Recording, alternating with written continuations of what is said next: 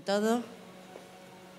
Presidente fundador del Grupo USIR, presidenta ejecutiva, excelentísimo señor rector magnífico de esta universidad, señor decano de la Facultad de Medicina, autoridades académicas que nos acompañan, autoridades civiles y militares. Yo hoy me siento muy emocionada. Estoy verdaderamente fuera de lugar. Creo que lo mejor que tenemos aquí es el saludo a los futuros médicos, a las futuras personas que se van a formar en esta universidad. Pensaba que venía a este acto solamente a un grupo de personas, un grupo académico, compañeros de la docencia a la que me he dedicado muchos años, a hacer una inauguración sencilla, pequeña, pero claro, una cuestión como lo que hemos visto, como lo que vamos a inaugurar, es algo que se merece no este acto, sino cientos de actos como estos, porque abrir el mundo a nuevos médicos, a nuevas personas que se formen en el mundo de la salud, es el reto que nos ha puesto en la mano y delante la pandemia en el último momento. Faltan personas formadas en ese mundo, pero personas que necesitan algo más que la formación científica, necesitan valores. Todos hablamos de valores, todos valores, pero no concretamos qué valores, de dónde vienen, cómo se han formado esos valores, quién nos los ha dado, porque nos quieren vender todos los días un tipo de valor. Sin embargo, la humanidad arrastra los valores desde muchísimos años, arrastra los valores y los ha ido formando en un crisol. Yo había preparado una presentación de otra forma, pero son unas reflexiones previas que yo quiero hacer. Lo que no voy a hacer esta noche, cuando yo hable de bioética o cuando hable de los valores que han de ilusionar y formar la bioética. No voy a dar un conjunto de normas, ni un conjunto de orientaciones o recomendaciones de qué hay que hacer y soluciones previstas para las cuestiones bioéticas que nos van a surgir. Yo no puedo hacer eso, ni casi nadie puede hacerlo. Tenemos que hacer una introspección previa. Haremos un viaje juntos, ligero, porque me han dicho que corte y si cojo la palabra puedo ser muy peligrosa. Entonces, haremos un viaje juntos sobre cómo hemos llegado hasta este momento, qué valores han ilusionado y han formado al mundo y qué valores han sustentado la cultura que nosotros tenemos, que es la cultura occidental, que es la cultura que llamamos en general cultura occidental. ¿Cómo hemos llegado hasta aquí? A través de la historia. Voy a dar unos saltos históricos grandísimos, no voy a hacer una reflexión histórica continuada, sino que iré haciendo pick-up y cogiendo y escogiendo las cosas que más me interesen para fundamentar esta idea de dónde hemos bebido nuestros valores. Y al final, ¿qué dejaré? Pues dejaré una serie de preguntas que vamos a ver todos. Primero, ¿en qué se basan nuestros valores? En la moral. Y la moral es una disciplina filosófica que estudia el comportamiento humano en cuanto al bien y en cuanto al mal. Viene etimológicamente del latín moris, costumbre. Se ha fomentado una costumbre de comportamiento humano. Pero la moral se inicia cuando el hombre deja de ser un ser aislado, cuando vive en sociedad. Si vivimos aisladamente podemos comportarnos como quisiéramos. Yo siempre digo, cuando hablo de cosas de la moral aislada, nuestros hijos no harían la cama nunca, ni cuidarían su habitación, porque viven solos, pueden hacer lo que quieran. Pero cuando el hombre vive en sociedad, tiene que presentar una conducta que se va a repercutir en todos los que se pongan en contacto con él. Y hay elementos que sirven en nuestro comportamiento para reforzar la sociedad. Lo que está bien se va centrando como forjador de esa comunidad, de esa sociedad. Lo bueno une, lo malo debilita, crea distensión. Eso es una forma de orientar nuestra conducta desde los principios, desde los albores de la humanidad. El hombre era un ser individual, pero cuando se crea en sociedad, interioriza la moral y crea una ética de conducta. Si se vive solo, no lo necesitamos. La ética, ¿qué es la ética? Cuando ya necesitamos nuestra conducta, integrando esos valores morales que teníamos por ahí, que reflexionábamos con el bien y con el mal. Pero la ética también se crea en torno a situaciones religiosas. La religión ha ido siempre unida desde el principio, desde los albores de la humanidad, a conductas. Los primeros momentos, yo he escogido aquí una Venus, la Venus de Willendorf, 26.000 años antes de Cristo. Las primeras relaciones religiosas son unas religiones formulistas. Yo diría que, como casi todo lo que hacemos en religión, nos pasamos el día pidiéndole a Dios cosas. A veces no pensamos lo que le damos, pero pedirle sí que le pedimos, ¿no? Lo vemos en los restos prehistóricos, son religiones formulistas.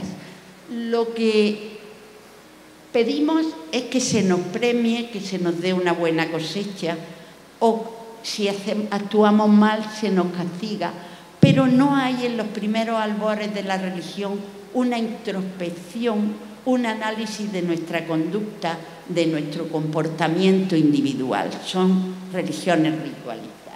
Si pasamos a la siguiente, vemos que pasan miles de años hasta que el hombre empieza a crear una moral que le da un concepto social. ¿Y cuándo es esa moral? Cuando un pueblo que había salido de la Baja Babilonia viene y se instala en lo que conocemos hoy Oriente Medio, en el territorio de Israel. Pero ¿cómo viene? Había salido de esa zona, había ido a Egipto y a la vuelta con Moisés se establece un contrato que es las leyes mosaicas, donde en una zona que había diferentes tribus, diferentes pueblos, diferentes costumbres, crea una cohesión social y moral a través de esas leyes, crea una sociedad. ¿Cómo se establece esto? Pues esa moral está inspirada en los 10 mandamientos que todos conocemos, está inspirada, según la tradición judeocristiana, por Dios. Y tuvo que ser Dios el que la inspiró e hizo ese contrato con Moisés, porque nunca ha existido un contrato que dure tantos miles de años. No conocemos ningún contrato en la historia que todavía tenga vigencia. Es el único. Y esa moral, que era una moral individualizada en las religiones prehistóricas y en las religiones anteriores, hace que un pueblo disperso, hambriento, que viene por un camino buscando la tierra prometida, cree una sociedad que supervive y se hace el líder en una zona donde había, en un momento determinado, cientos de tribus con diferentes cosas. ¿Por qué? Porque esa moral le compromete de dos formas, y creando unos valores. Le compromete personalmente y le compromete socialmente, crea una sociedad. Todo lo que contiene los 10 mandamientos es la base de la sociedad actual en la que estamos viviendo. No robes, no mates, no ofendas, no mientas, no levantes falso testimonio. Es nuestra propia obligación moral y nuestra propia obligación con una sociedad. Y así se crea un pueblo y así se crean los valores de un pueblo que luego se van transmitiendo en lo que llamamos la cultura occidental a través de toda la tradición que vamos recogiendo. ¿Cómo se desarrolla? Pues se desarrolla desde Oriente Medio, se dispersa por todo el mar Mediterráneo a través de Grecia y Roma, por el mundo del Mare Nostrum que llamaban los romanos, pero que es Grecia, que es Roma, que es el mundo judío, el que recibe esos valores. Grecia, con su filosofía, apoya esos valores, lo veremos, y Roma le da la parte que podríamos decir, me da vergüenza delante de tanto jurista importante, le da a la sociedad el toque civil de ciudadano. Y entonces todo eso hace ese crisol de los valores que tenemos hoy, la cultura occidental. Y a través de España viene a esta sagrada tierra también trayendo esa tradición cultural milenaria que fue creando esos valores. Esos valores no son como piensan algunos adanistas que nos los hemos inventado las personas hoy día, ayer, antes de ayer. No, han arrancado a la sociedad y la han hecho que se levante, y que se levante social, personal, moral, intelectualmente.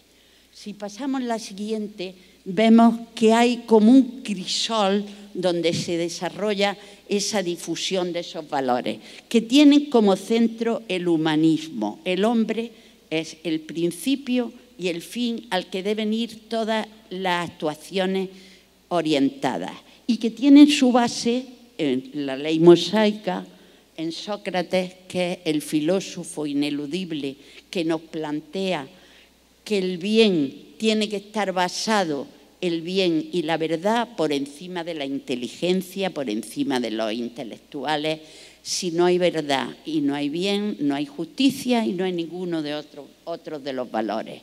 Roma, que nos da esa conexión civil, y si estamos hablando de bioética y lo vamos a orientar, todos esos conceptos morales los recoge en un código ético Hipócrates, que era coetáneo y contemporáneo de Sócrates, voy a ir cortando, y que tiene esos valores introducidos también en el alma del médico. Y el cristianismo, que recoge esos valores, los modera, los modula y da esa verdad que vivimos y podemos acceder todos a ella si queremos, de centrar al hombre en el principio de todas nuestras actuaciones. Pasamos a la siguiente y vería aquí los tres grandes principales personas que aportan este compromiso con la humanidad. Lo aporta Moisés con la ley judeo que luego pasa al cristianismo, lo aporta Sócrates con su filosofía basada en la verdad y en el bien, lo aporta Hipócrates, creador y divulgador de la ética médica. ¿Cómo lo pasa Hipócrates? Por favor, pasad. Sócrates nos hablaba del bien y la verdad, hemos dicho, y ahí era coetáneo y contemporáneo de Hipócrates, están con muy poca diferencia. Digo coetáneo porque parecen en los bustos griegos que fueran ancianos vetustos. Sócrates murió con 33 años y sin embargo siempre se nos representa como un anciano venerable. Hipócrates también murió muy joven. Conocer la verdad, conocer el bien para poder actuar, lo ponen por encima de todas las cosas. ¿Y cómo afecta esto a la ética médica? Si pasamos a la siguiente, veríamos que ese humanismo que Sócrates asimila y nos dice que una vida sin examen, una vida sin introspección no merece ser vivida. Lo recogió así su discípulo Platón en una apología de Sócrates, porque Sócrates no dejó ningún escrito. Si pasamos a la siguiente, veríamos que ese humanismo, ¿cómo lo llevamos al mundo médico? Pues lo lleva Hipócrates de la siguiente manera. Nos exige dos cosas, ojo estudiantes, nos exige que todo lo técnico, todo lo que un médico pueda aprender, pueda saber, pueda investigar, tiene que hacerlo. Y tiene que hacerlo para unirlo a lo humano, de forma humana, de forma que aporte su pasión como hombre, su vida como dedicado a la medicina, al ser humano, al hombre. Hipócrates es el primero que une, que da ya una figura de un médico, no es un sanador cualquiera, es alguien que aporta técnica y valores. Y por eso es el padre de la ética médica, que todavía hoy nos vale, después de 2400 años, nos vale todavía en la aportación que podemos hacer los médicos con nuestro trabajo. El Código Hipocrático sigue inspirando todo. Aquí tenemos una representación del Código Hipocrático. Esto ya lo he explicado someramente y he dicho que a través de Roma y de Grecia pasa al cristianismo, que lo modula, lo modera y podríamos decir que lo enriquece, Si pasamos a la siguiente diapositiva, veríamos cómo lo enriquece el cristianismo. Pues desde el siglo XVI los papas utilizan el Código Hipocrático como código de ética, y lo pone así el Papa Clemente VII, que era español, la bula Quod Iusurandum, lo recomendaba a los médicos, que el Código de Hipócrates lo pusieran en valor y actuaran como médicos con el Código Hipocrático. El Papa Juan Pablo II, en su encíclica Evangelium Vitae, también lo recomienda como código de conducta médica. Pero la sociedad civil, en 1948, la Asociación Médica Mundial y numerosos escritos de Naciones Unidas ponen el Código de Hipócrates como el modelo para todo el desarrollo posterior de la bioética. De modo que todo eso, esa cultura humanista donde el hombre es el centro de toda actividad, es a la vez objeto y sujeto de la ética. Si pasamos a la siguiente, yo diría que hasta ahora lo que yo he dicho aquí sería una moral inspirada, una moral revelada, pero hay una moral razonada. Hay que razonar estos valores. ¿Estos valores valen o no valen? Y ya doy un salto a través de toda la historia y me voy al siglo XVIII y tenemos a Immanuel Kant, que nos habla de la moral razonada, donde nos dice que el hombre tiene que tener ese principio de libertad, de independencia y de igualdad como ciudadano, pero que se une a la ética en cuanto a valores como valorar la vida, valorar el razonamiento humano por encima de todo. Si pasamos al siglo, también, en ese libro suyo de la metafísica de las costumbres, esto es muy importante que lo tengamos en cuenta. Dice que el hombre es responsable. Hasta aquí hemos visto unos valores que se nos han inspirado, pero cuando estamos hablando de cómo aportamos esos valores a nuestro trabajo, ya entra la responsabilidad, que es uno de los hechos más importantes que va a tener un hombre en su ejercicio como médico. Vamos a tener la responsabilidad como médicos gravísima de aportar nuestro conocimiento y nuestro trabajo de la mejor manera, Ese es el núcleo de la moral kantiana, donde habla que la buena voluntad en sí misma es importante, pero no podemos decir solo la buena voluntad. Yo diría que también hay que buscar los buenos resultados, cosas que él aplica a través de la razón. Este núcleo moral de Kant, ese respeto a la ley y esa autonomía, solamente se puede hacer si un hombre es libre. A mí me sorprende mucho cuando algunas veces se está hablando y se dice que en algunos países pues la gente tiene mucha dignidad, pero ¿cómo va a tener dignidad en algunos sitios y en algunos sistemas donde no es libre ni para pensar, ni para opinar, ni para escribir, ni para leer? Para ser responsable tienes que ser libre. Para tener dignidad como ser humano tienes que tener la libertad de actuación. Si pasamos a la siguiente, yo digo otro valor. Un valor que todo el mundo predica, pero es un valor enigmático, el respeto.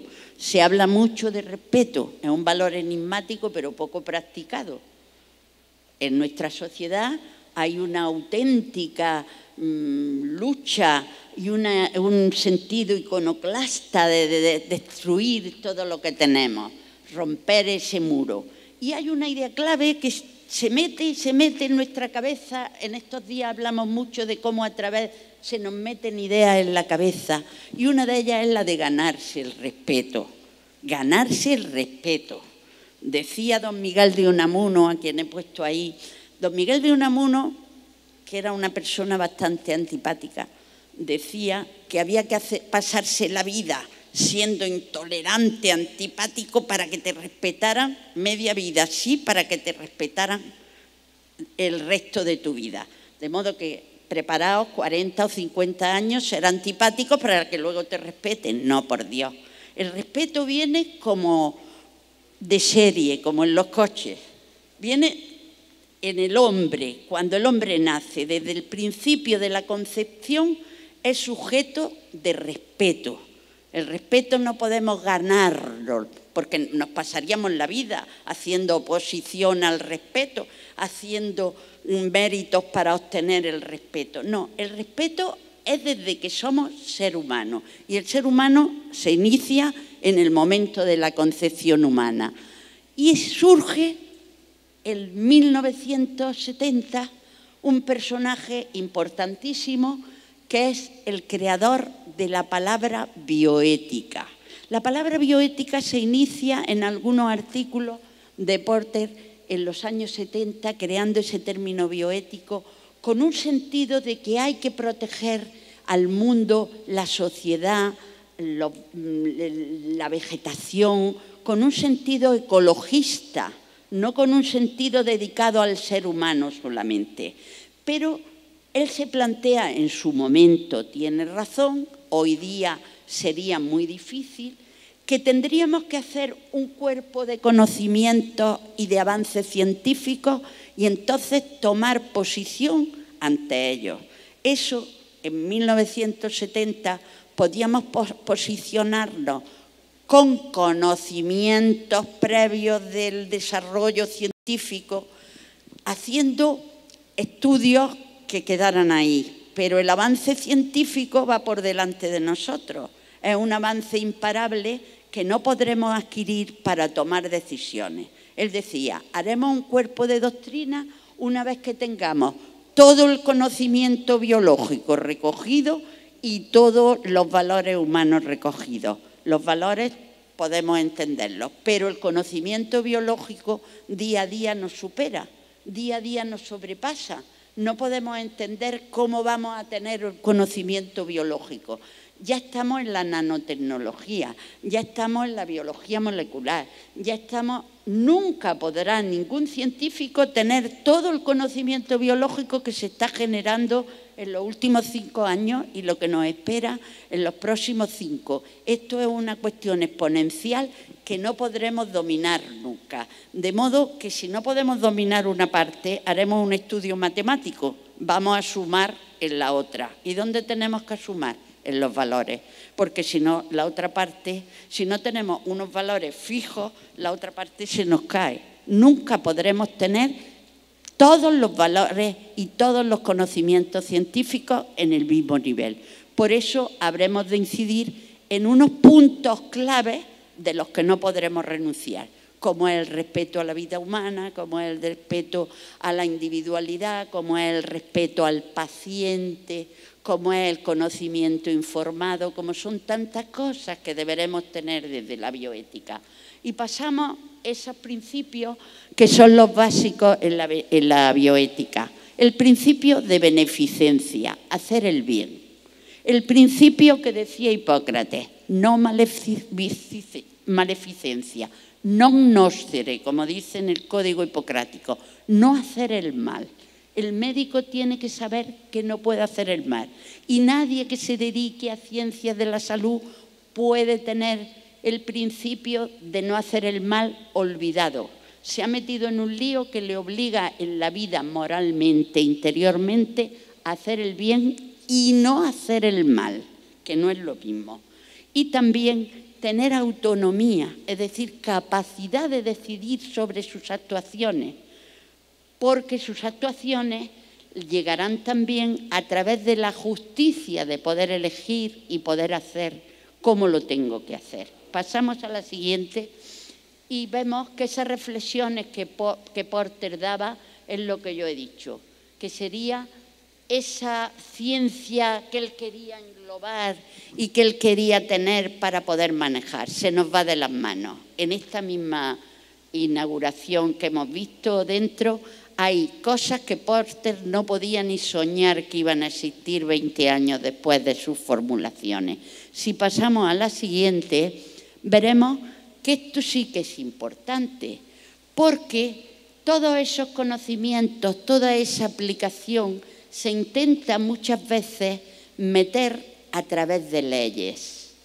Y tenemos leyes que en algunos países, por ejemplo en el mío, no respetan parte de esos principios de la autonomía del médico o parte de la libertad y el respeto a la vida, con unas decisiones sobre la vida humana como puede ser la eutanasia o la eugenesia, incluso saltar por encima de derechos constitucionales como el derecho de los padres sobre los menores para que sin informar a los padres puedan actuar contra la vida humana o contra el propio cuerpo humano, como el aborto. En España, una niña de 16 años no necesita el permiso de su padre para abortar, de sus padres. Sin embargo, sí lo necesita para tomar una cerveza o comprar un paquete de cigarrillos o entrar a una determinadas actuaciones. Es decir, que se valora la vida humana por debajo de ciertas actividades. Por eso hay que darnos cuenta que desde los legisladores se nos está metiendo a través de ciertos consejos que lo legal es lo bueno, lo dice la ley, nos amparamos. Yo como es legal, no, la ley puede ser legal pero no es moral. Y aquí esto lo he encontrado yo también en un WhatsApp de esos que nos mandan. Recordar lo que decía, pasar al anterior, por favor, recordar lo que dice este señor reflexionando. El sistema quiere que pienses que lo legal es lo correcto, pero dice, recuerda que la esclavitud fue legal, el holocausto fue legal y que la legalidad es una cuestión de poder y no una cuestión de justicia. Por eso es importante que tengamos nuestra propia autonomía para poder ejercer nosotros nuestra libertad a la hora de pensar y a la hora de actuar. La ley no es siempre moral. Si no, no hubieran existido pues, ni el nacionalsocialismo, ni el comunismo en algunos sitios, ni otra serie de cuestiones que atacan la libertad humana. Si seguimos, la legislación no puede hacerse solamente pensando en un beneficio inmediato. Yo me estoy acordando de algunas reflexiones que he oído en reuniones. Por ejemplo, cuando se usa como un utilitarismo para un resultado inmediato, estamos convirtiéndonos en una población de personas mayores, pues cuando las personas mayores enfermen, como suponen un gasto sanitario, pues se le indica que puede haber una eutanasia, o que deben morirse o que pueden tener el suicidio asistido, porque hay que librarse un poco de las personas que ocasionan un gasto. ¿Esto qué hace? Esto es un utilitarismo y es apartar nuestra acción de los principios morales de no hacer el mal y de hacer el bien porque es nuestra obligación. Si se aparta de ese resultado del beneficio la búsqueda del bien sobre el ciudadano, pues estamos dentro del utilitarismo. Queremos lo inmediato, la utilidad inmediata, no el beneficio del ciudadano individual. Y además lo engloban todo, y como lo dice la ley y lo dice el Estado, pues el utilitarismo, que es la más vieja de la filosofía. En la prehistoria, si mataba un bisonte, era bueno para la sociedad que tenía. Si no mataba a un bisonte, no era bueno.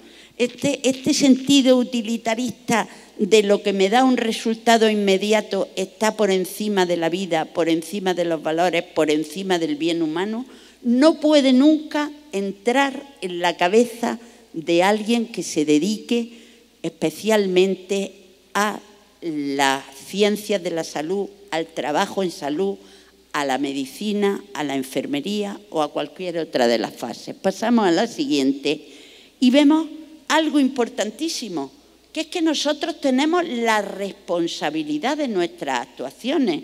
Si no somos autónomos, si va a ser la ley el que me diga cómo tengo yo que actuar, pues entonces yo no tengo responsabilidad porque me lo está diciendo la ley. Entonces se me ha anulado como médico, como ciudadano y como persona que no puede elegir su actuación del bien o el mal. Y esto se ha hecho que se ha rechazado la libertad por la razón de que puede haber algo peor. Esto es como entrar en una secta. ¿Sí? Todos dejamos nuestra responsabilidad en el jefe, pero la interpretación superficial muchas veces de que todo se puede hacer, de que todo nos ampara, dejando, lo manda la legislación, lo manda la ley, lo manda el gobierno, es legal. Pasamos a la siguiente. Es una teoría muy cómoda porque yo no soy el que actúa mal, el que actúa mal es el que legisla. Y además es la teoría más perversa que puede haber y que se nos ha metido a través de ciertas cosas. La responsabilidad entre el bien y el mal es una responsabilidad individual y esa no existe si el Estado, la ley y la sociedad son los que deciden por mí. Si a mí el Estado me dice cómo tengo que actuar como médico en la encrucijada de la vida o la muerte de una persona, pues ya no soy responsable. El responsable es el Estado.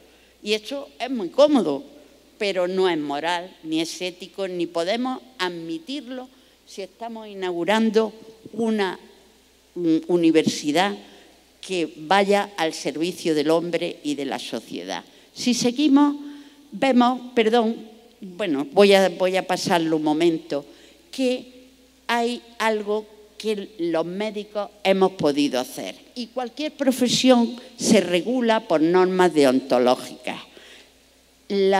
Os voy a hacer un regalo, que será el código QR y que os descarguéis ese documento.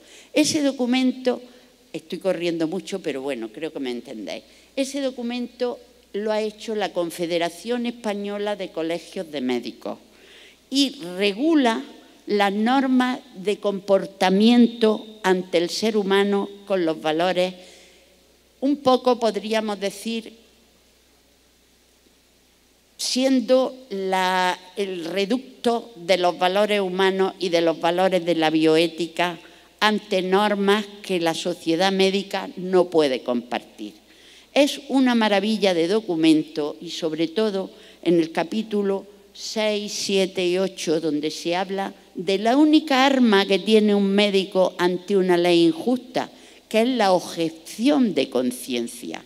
La objeción de conciencia está reconocida en casi todas las legislaciones, en las legislaciones, en las constituciones de casi todos los países está reconocida la libertad individual y la objeción de conciencia. Y la objeción de conciencia es el reducto de la libertad del médico. Un médico que pueda objetar por razón de su conciencia no hacer una actuación lesiva contra un paciente que pueda causarle un mal, aunque lo permita la ley. Pero también el médico tiene que negarse a ser puesto en una lista negra donde diga este es objetor, y pueda ser a la vez perjudicado, como se está haciendo ya en algunos países, incluido el mío. Este código ético, en ese preámbulo, está todo lo que debéis saber para cuando estudiéis medicina, para cuando ejerzáis la medicina.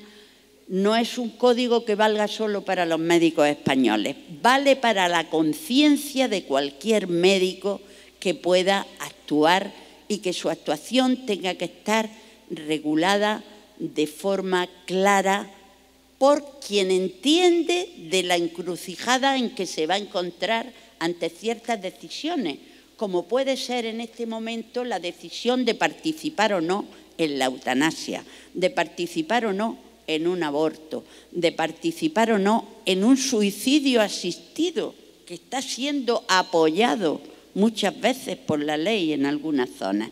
Seguimos y yo tenía puesto una conclusión, que la moral, la ética y la deontología son las que han acrisolado todos esos valores y ese código deontológico es el que tendremos que asumir en el reto diario bajo nuestra responsabilidad, que no es poca. Creo que puedo poner unos vídeos que tenía, pasamos ya y termino. ¿Tenemos los vídeos? Ah, que hay un problema con los vídeos. Bueno, pues voy a contar el vídeo. No sé si esto es sabotaje, pero en fin, ya estoy hablando ya mucho. Bueno, es una broma, por Dios. Tenía preparado un vídeo de una película impactante. Sé que a los chicos les gusta mucho ver estas cuestiones del vídeo. Una película impactante que se llama Visto para sentencia, de Ben Kingsley, y que plantea un problema de un hombre que, por decir la verdad y negarse a camuflarse bajo una posible trastorno mental, asume su responsabilidad de haber hecho 3 muertes. ¿Y qué muertes son las que hizo? Pues mató al médico, a la enfermera y al personal, a un auxiliar que no le atendieron adecuadamente cuando su hijo llegó grave y se estaba muriendo. Ellos tenían excusas, estaban saturados, llevaban 36 horas de guardia, no pudieron atenderle y su hijo murió. Y él toma la decisión de matarlos, pero luego asume la responsabilidad de declararse autor del crimen y no camuflarse bajo su trastorno mental transitorio, como querían ciertos intereses que le rodeaban. Y dice unas palabras que yo quiero terminar con ellas, aunque no tenga el vídeo. Dice, estamos en una sociedad compleja, evidentemente. El mundo no es fácil. Estamos también en una sociedad con muchos problemas imbricados. Y cuando los problemas son complejos, las soluciones no son fáciles. Y es difícil saber lo que se tiene que hacer. Pero cuando uno sabe lo que tiene que hacer, ya es fácil su decisión. Si él conoce, y en esto yo llamo la atención a los futuros médicos, a los futuros sanitarios, cuando uno sabe cuál es su función, qué tiene que hacer, hacerlo ya es fácil. Pero es fácil en todos los aspectos de la vida aplicar esos retos morales y esos retos sociales. Cuando uno sabe lo que tiene que hacer, tiene que hacerlo. Y acaba con unas palabras tremendas que dice, cuando uno tiene la responsabilidad, asume la responsabilidad en sus manos de la vida de los demás, cuando elige ser médico, enfermero, auxiliar, cualquier forma de ciencias de la salud que afecte a la vida humana, tiene la enorme responsabilidad de actuar de la forma adecuada. Y si no actúa, pues está pecando contra él y contra el ser humano y contra la sociedad. Es el momento de enorme satisfacción para mí de participar en este acto, pero de enorme satisfacción de decir a todos y sobre todo a los futuros estudiantes, os habéis metido en un lío, siempre lo digo, esto no se acaba cuando uno empieza a estudiar medicina, no acaba hasta que se muere, pero el lío más grande es aplicar esos valores diariamente en vuestra actuación.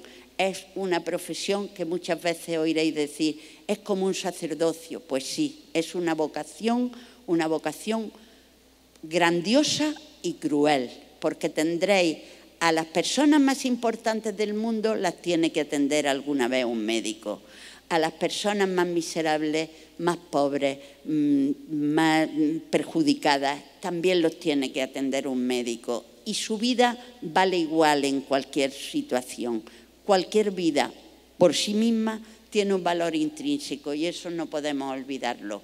Y esa responsabilidad la vais a asumir grandiosamente cuando entréis por esta puerta a recibir todo lo que os merecéis y mucho más que os van a brindar. Buenas tardes y un abrazo.